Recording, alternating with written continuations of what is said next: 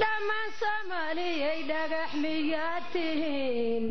dhulkii lama rabo bulshadiina laga dhaqaaq dhaqaalinaga luniyo dhaqankii aan lahayn dhibaatada taagan waa inaan ka dhidhinaa yaanu dhicisabin magaceeni dhirana dhidi badan waasa nabadii abdhalan rogte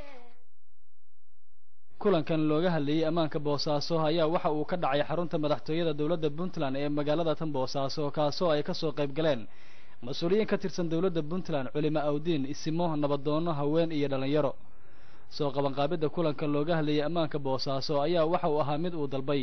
madaxweyne ku-xigeenka dawladda Puntland General Cabdisamed Cali Shire isagoo sheegay in loo baahan yahay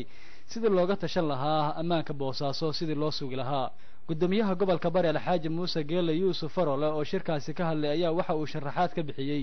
muhiimadda kulankan uu leeyahay in laga hadlo amniga isla markaasina wax laga qabto ayaa maanta ujeedadu tahay in madaxweynaha iyo golaha xukuumaddu idin kala hadlaan inagu horeynu uga wada hadalay wax badan baynu iscanaananay laakiin waxaan dareemaynaa oo aan been ahayn inuu jiro daldaloolo iyo isku halayn ay jiraan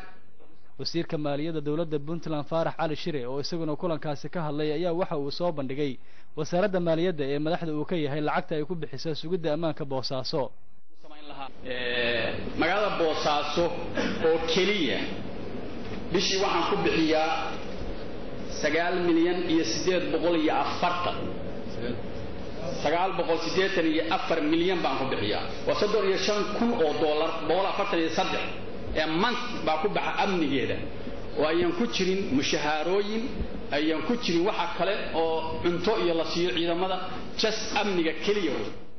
wasiirka amniga ee dawladda Puntland General Cabdullaahi Siciid Samantar oo isaguna hadal ka soo jeediyay ayaa sheegay in loo baahan yahay sidii la isaga kaashan lahaa hagaajinta ammaanka Boosaaso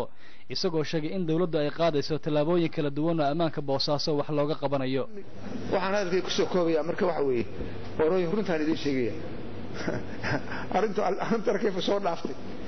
arintu waxay taagan tahay maanta Boosaaso in la isugu yimaado oo la tirtiro oo nabadgelyadeedii iyo amnigeedii la baabi'iyo idinkaana wax ka qaban kara afartayada meesha joogta wax ka qaban kara runta idin sheeg hadaan gacmaha la isqabsan oo aan la wada shaqeyn oo aan information kala keenin oo gabdhuhu ay keenin oo odayaashu ay keenin oo kuwa tagaa sida ay keenin oo aan la wada shaqeyna nabadgelyo iman mayso waa sii fogaanaysa gabagabadii kulankan looga hadlayay ammaanka Boosaaso ayaa waxa soo xiray madaxweyne ku-xigeenka dawladda Puntland General Cabdisamed Shire isagoo u mahadceliyay dhammaan ka soo qaybgalayaashii kulankaasi faraxsanahay dhammaan intii hadashay hadaladii qiirada lahaa ee guubaabada lahaa dareenka lahaa ficilka lahaa ee runtu ku dheehnayd oo aad ka hadasheen aad iyo aad baan u soo dhaweynayaa waxaan saleeyahay hayo arrintu ina ka noqonin hadal iyana ka noqon ma ahan kulankii ugu horeeyay ee looga hadlay ammaanka Boosaaso iyadoo uu kulankan uu ku soo beegmayo dalal kala duwan oo ka dhacay magaalada Boosaaso loona geystay mas'uuliyiin ka tirsan dawladda Puntland iyo dad shacab ah